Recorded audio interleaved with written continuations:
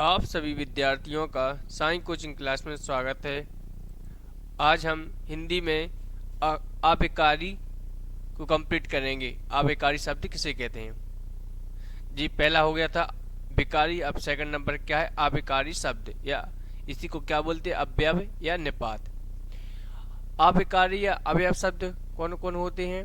जिन शब्दों पर लिंग, वचन, पुरुष, काल, कारक का कोई प्रभाव नहीं पड़ता है, आबकारी अर्थात अवयव कहलाते हैं। जैसे धीरे, जल्दी, बहुत, अधिक, अंदर, आगे, पीछे, आजकल, अलग, न्यून, अधिक। इन पर किसका, लिंग का, वचन और पुरुष काल का कोई प्रभाव नहीं पड़ता है। ओके। जैसे धीरे का बहुवचन नहीं बनाया जा सकता, जल्दी का भी नहीं बनाया जा सकता है, बहुत का भी नहीं बनाया जा सकता है। ओके।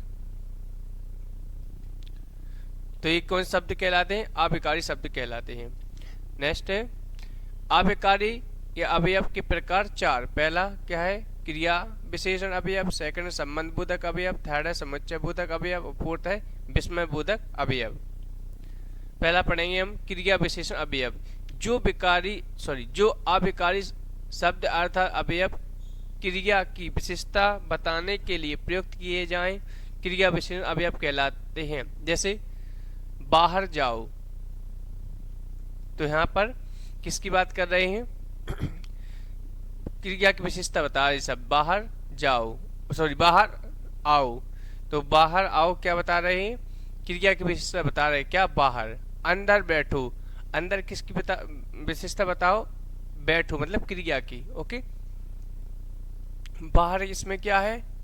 अवयव है, और आओ क्या है? क्रिया। इसी प्रकार अंदर क्या है? अवयव, और बैठो क्या है? क्रिया। क्रिया विशेषण अवयव के चार प्रकार होते हैं। कौन कौन से? पहला है कालवाची क्रिया विशेषण अवयव। जो अवयव शब्द काल अर्थात समय का ज्ञान कराते हैं उसे कालवाची क्रिया विशेषण अवयव कहलाते हैं। जैसे कल, परसों, आज, फिर, अभी, अब, कभी, पश्चात, तत्पश्चात, हमेशा आदि। ये कौन शब्द कहलाते हैं? कालवाची क्रिया विशेषण अवयव कहलाते हैं।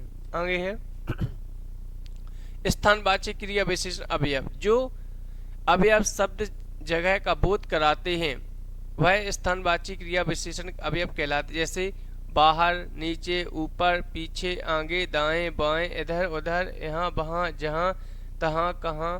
तो ये क्या है? स्थान का बोध करा रहे हैं। नेक्स्ट है थर्ड नंबर का परिमाणवाची क्रिया विशेषण। जो अवयव शब्द मात्रा का ज्ञान कराते हैं वह परिमाणवाची क्रिया विशेषण अवयव कहलाते हैं। जैसे अल्प, न्यून, कम, बहुत, थोड़ा, ज्यादा, बूंद बूंद। ये क्या कहलाते हैं? परिमाणवाची क्रिया विशेषण अवयव कहलाते हैं। आगे है रीतिवाची क्रिया विशेषण अवयव। जो अवयव शब्द कार्य के होने की स्थिति का बोध कराते हैं वह रीतिवाची क्रिया विशेषण अवयव कहलाते हैं। जैसे स्थिति, अचानक, एकाएक, ध्यानपूर्वक, जल्दी, धीरे, अलग अलग, तेज, कुशलतापूर्वक, मंदबंद, एकदम, झट झट, शीघ्र। तो ये कैसे शब्द हैं? रीति क्रिया विशेषण अवयव हैं जो कार्य के होने की स्थिति का बोध कराते हैं। आगे है सेकंड नंबर संबंध बोधक अवयव। जब क्रिया विशेषण अवयव का प्रयोग वाक्य में संज्ञा सर्वनाम के साथ किया जाता है तो सभी क्रिया विशेषण संबंध बोधक अवयव कहलाते हैं। जैसे एक साइड लिखा है अवयव, एक साइड लिखा है क्रिया विशेषण अवयव। धीरे और इसमें क्रिया विशेषण में क्या लिखा? धीरे चलो। तो क्या बता रहे हैं? संबंध बता रहे हैं। धीरे क्या है? अवयव, चलो क्या है? क्रिया। मतलब क्रिया और अवयव का मतलब क्रिया की विशेषता क्या बताते हैं? अवयव। ओके। बाहर आओ, अंदर बैठो, तेज भागो। ओके। तेज क्या है इसमें? अवयव। भागो क्या है इसमें? क्रिया।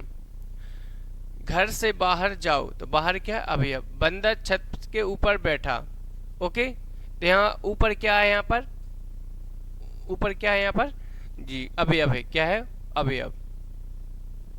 आगे है थर्ड नंबर का समुच्चय बोधक अवयव। जो आबकारी शब्द किन्हीं दो शब्दों उपवाक्य वाक्यांशों या दो से अधिक वाक्य को जोड़ने का कार्य करें समुच्चय बोधक अवयव कहलाते हैं। यह दो प्रकार के होते हैं। पहला है समानाधिकार समुच्चय बोधक अवयव, जैसे और, या, वा, तथा, अथवा। ये दो शब्द मतलब दो वाक्यों को क्या करते हैं, जोड़ते हैं।